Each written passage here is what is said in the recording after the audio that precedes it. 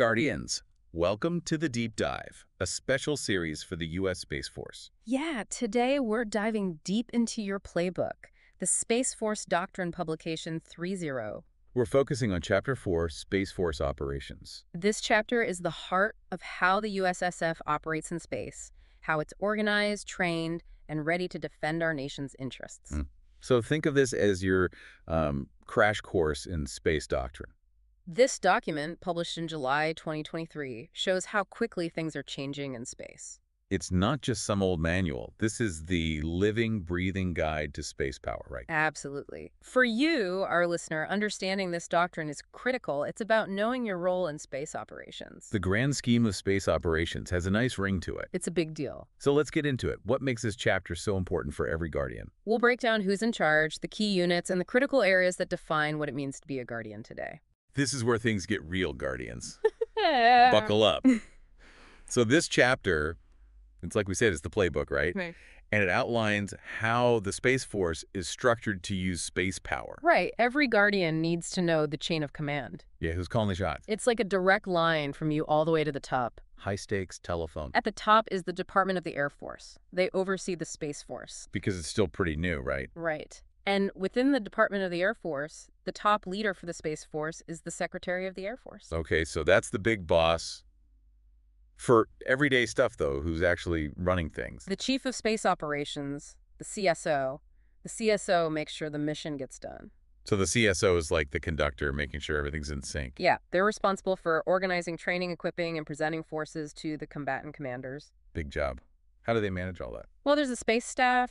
They support the CSO directly. Okay, so they're like advisors. Yeah.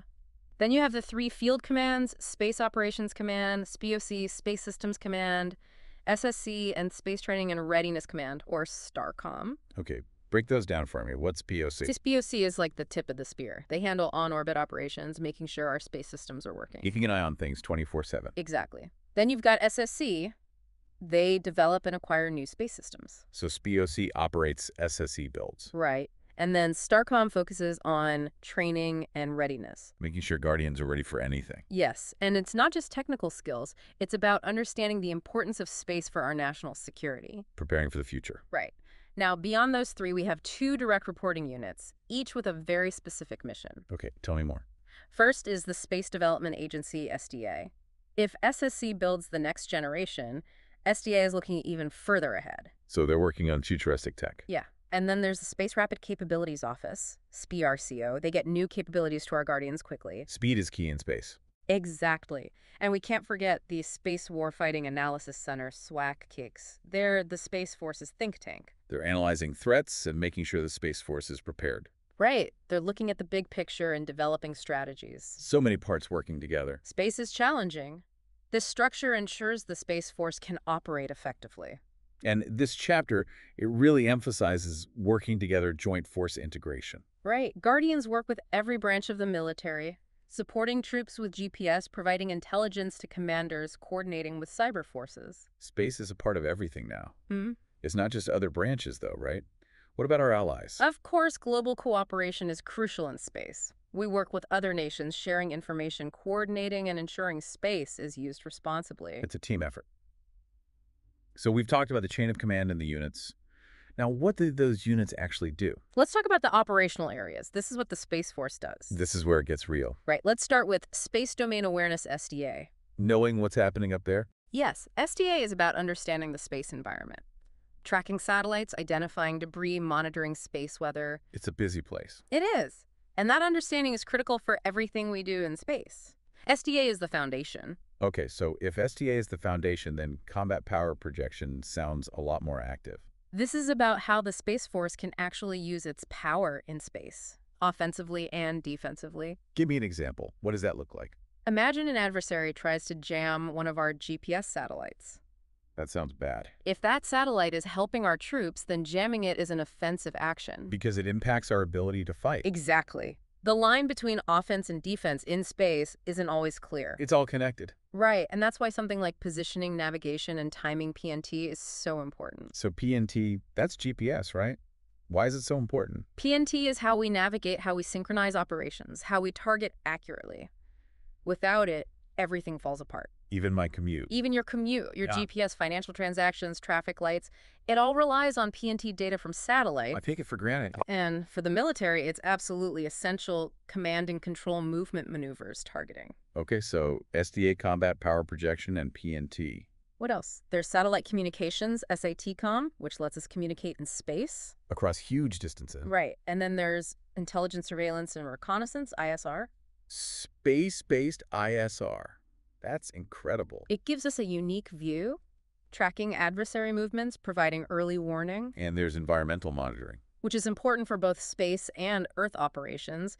Space weather and terrestrial weather can both impact missions. Right, and then there's missile warning. Absolutely critical, providing early detection of missile launches. That's a lot of responsibility. Yeah. So we've covered a lot, but there's still more to come. We're back, Guardians. So with Chapter 4 and those critical operational areas. Now, last time we were talking about missile warning, and now it's time for new debt detection. It does sound like something out of a movie. Right, it's a pretty intense term. So we're talking about satellites that can detect nuclear explosions from space. Yes. Even from orbit. These systems are always watching for signs of a nuclear detonation. And not just on Earth, in space too. Because a nuclear explosion in space would be devastating to our satellites. Exactly. It's a critical deterrent. Knowing we have these systems in place makes using nuclear weapons much riskier. Keeping the peace through technology, it's amazing. And speaking of high stakes, we have electronic warfare. EW is all about the electromagnetic spectrum, the EMS. Which is how everything in space communicates. Right. It's like the air we breathe up there. So if you want to disrupt our space assets, you target the EMS. And that's where EW comes in. Exactly. It's about making sure our systems can function even under attack and disrupting the adversary's ability to do the same. A high-tech battle for control. And then there's cyberspace, which is everywhere these days. The chapter makes a good point. Every space operation is also a cyberspace operation. How so? Think about it.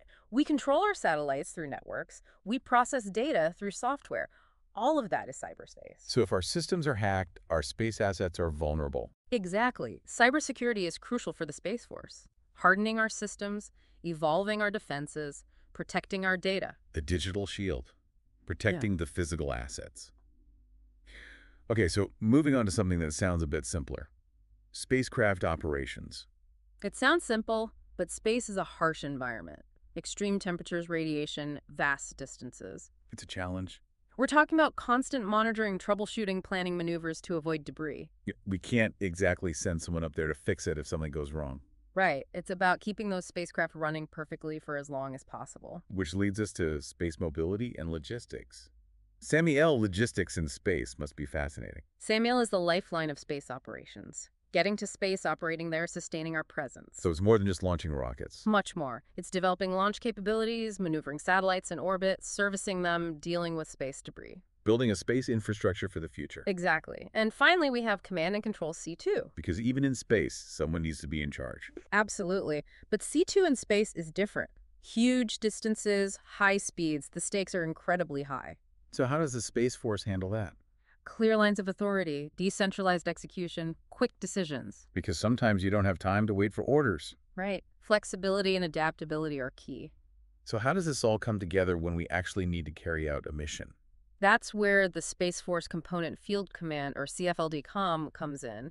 It connects the Space Force to the combatant commands. Like C&TCOM. Yes, CFLD-COM makes sure space power is part of any mission anywhere in the world. And the Space Deltas provide specific capabilities for those missions. Right. The Space Deltas are the ones with the expertise. They're the ones who make it happen. Each one ready for a different challenge. Exactly. And the chapter even outlines the structure of a CFLD-COM strategy and plans combat operations, ISR SATCOM integrated operations. All working together. It's a complex system, but it's designed for the future of space operations. So as we wrap up, what's the most important thing for our listeners to take away from all of this? I'd say it's the importance of agility. The Space Force has to be adaptable, ready to evolve as the space domain changes. Always changing. Always a new challenge. Exactly. Be ready to learn. Be ready to innovate. The future of space is unwritten. And that future is up to you, Guardians. Thanks for joining us on the deep dive. Until next time, stay safe and keep looking up.